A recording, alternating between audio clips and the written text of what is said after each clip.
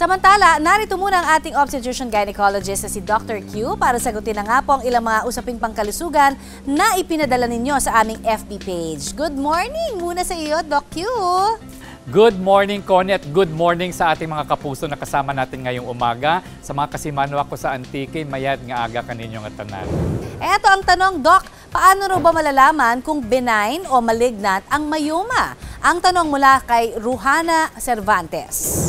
Ang myoma, Rohana, ay isang benign tumor ng matres, so hindi ito nagiging cancer. Kung magka-cancer man yan, ang risk niyan ay 0.1% lang. So huwag kang matakot kung myoma yan, ay hindi yan magiging cancer. Ang problema lang sa myoma, pag lumalaki yan at nasa loob ang tubo, ang paglaki ng myoma na yan, ay pwede kang magkaroon ng problema sa menstruation, pwedeng lumakas yung menstruation mo, or matagal kang magme-menstruation. Pag masyado namang malaki yan na naka-compress na doon sa bladder o doon sa bandang rectum mo, ay magkakaroon ka ng problema sa pag-ihi at saka problema din sa pagdumi.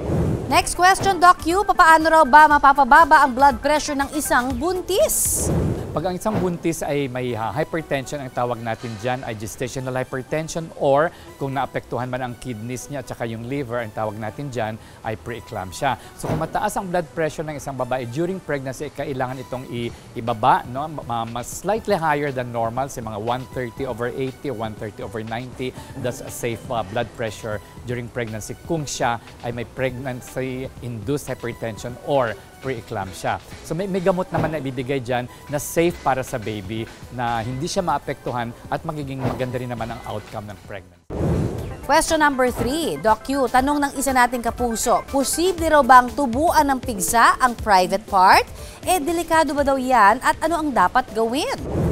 Ang pigsa ay walang pinipiling area ng katawan natin. So kahit saan man yan, sa mukha, sa dibdib, sa paa natin, sa binte o sa maselang parte ng katawan, ay pwedeng tumubo ang pigsa. At ito ay because of the infection na kung minsan ay siyempre sa hygiene natin, kung minsan hindi rin magandang hygiene, nagkakaroon ng infection doon sa area na yan, at ang infected area na yan ay magkakaroon ng collection ng nana o pus. So ito ang tinatawag nating pigsa or abscess, at kailangan ito ay ma-drain or ma-excise para matanggal natin yung site of infection. Kasi kung doon yan sa loob ng maselang parte ng katawan ng isang babae, doon sa loob ng puwerta o sa area sa labas ng puwerta, yung tinatawag nating vulva, ito ay kailangan tanggalin yan o i-drain kasi masyadong masakit ito at pwede rin kumalat sa ibang parte ng vulvar area. Eto pa, Doc, mula naman kay Almina Delizo, pwede raw bang magbuntis ulit after ectopic pregnancy?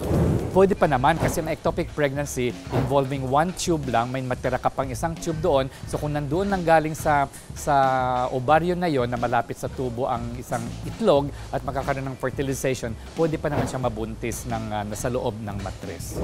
Thank you so much, Doc Q, sa pagsagot sa mga katanungan ng ating mga kapuso.